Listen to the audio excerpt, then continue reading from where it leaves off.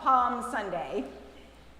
The slightly messy, very awkward procession, the smell of the palms, the feel of them.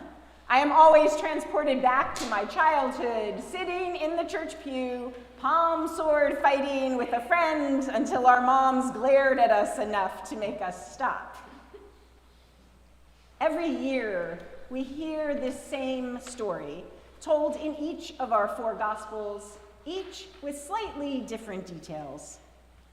But as the week of Passover begins and crowds pour into Jerusalem for the high holy days, Jesus rides into the city on a donkey. Adults and children spread coats and branches on the road, and shouts of "Hosanna! Blessed is the one who comes in the name of the Lord" fill the air. It is to our ears a joy-filled, hope-filled scene that kicks off this most sacred of weeks, this parade-like procession. But I always want to remind us on Palm Sunday that it wasn't the only procession entering Jerusalem that first Palm Sunday morning. Theologians and New Testament scholars Marcus Borg and John Dominic Crossan remind us of another type of procession that was likely happening that very day. Every year at Passover, the Roman governor would have ridden into Jerusalem not to worship, but to maintain order. Pilgrims flooded the city during Passover to celebrate their freedom from Egyptian slavery, and that made Rome very nervous. Pontius Pilate's title and his life depended on keeping control in the name of the emperor. So he entered on a war horse, surrounded by soldiers and armor and weapons and banners, a display meant to intimidate, a reminder to all who saw him just who was in charge. Quite a contrast to Jesus' procession with just a young donkey. The most unthreatening image imaginable, yet one that echoes the prophecy from Zechariah that we heard in our first lesson.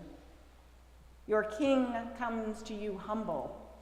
He will cut off the war horse and command peace to the nations.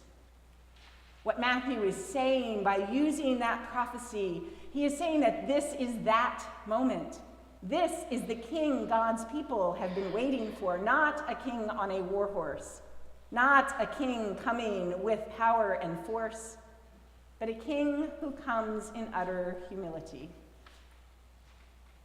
Mary Oliver, in her poem, "The Poet Thinks About the Donkey," imagines this moment, not from the perspective of the crowds, but from the donkey itself.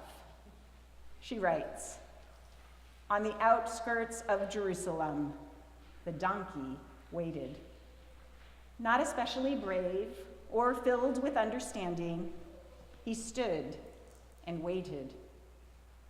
How horses turned out into the meadows leap with delight, how doves released from their cages clatter away, splashed with sunlight. But the donkey, tied to a tree as usual, waited. Then he let himself be led away, then he let the stranger mount. Never had he seen such crowds, and I wonder if he at all imagined what was to happen. Still, he was what he had always been, small, dark, obedient. I hope finally he felt brave. I hope finally he loved the man who rode so lightly upon him as he lifted one dusty hoof and stepped, as he had to, forward."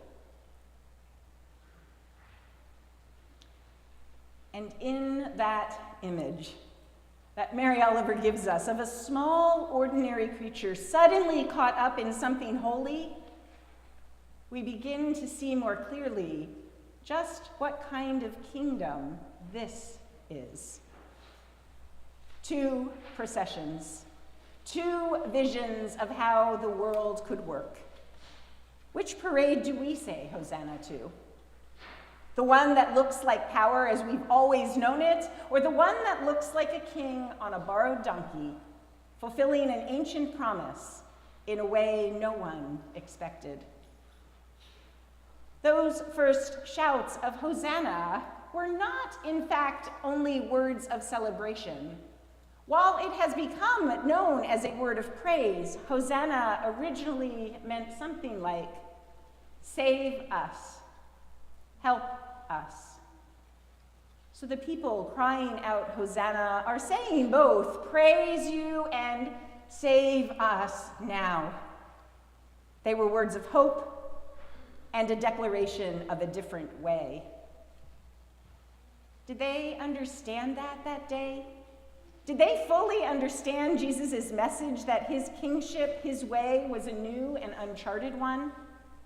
Or were they still hoping for a king who would take power by force, who would overthrow oppression the way empires always had? Our Palm Sunday celebration today continues with the Eucharist and joyful hymns, and then almost without warning, the tone will shift. The palms are set aside. The colors of Holy Week appear, and we will hear the story of the King we have chosen to follow as he is betrayed, stripped, beaten, crucified. It is not an easy story. I tell children it is the saddest, scariest story of our faith. So why tell it? That is the question every year on Palm Sunday. Why not just skip ahead to Easter? Why linger at the betrayal, the denial, the cross? And every year my answer is something like this. Because this is our King's story, our story. And we still live in a world where people rally around the powerful, where influence, image, and being right can matter much more than being loving, where it is easy to mistake loudness for truth, outrage for moral clarity, and certainty for faith. This is still a world where money talks, where 30 pieces of silver can still buy a kiss of betrayal, where the vulnerable are still abused, and where we hide our own vulnerability out of fear. A world where the parade of power is loud and convincing, and where the quieter way of humility and compassion and love can be harder to see and hear, but it calls to us always. A world in which it's easy to fall asleep, to run away, to deny what matters most. And so we come to hear the story of a God who enters the darkest of places. We come to hear prayers handed down through generations. We come to sing hymns that reach for the mystery of the sacred and remind us that our story is different. We come to hear Jesus say, I call you friends. Love one another. Put your swords away. Do this to remember me. We come to watch him go all the way to the cross, still speaking love, still choosing peace, still caring for others. And we remember, this is the way of our King. This is the parade we follow. Hosanna, Hosanna to our King.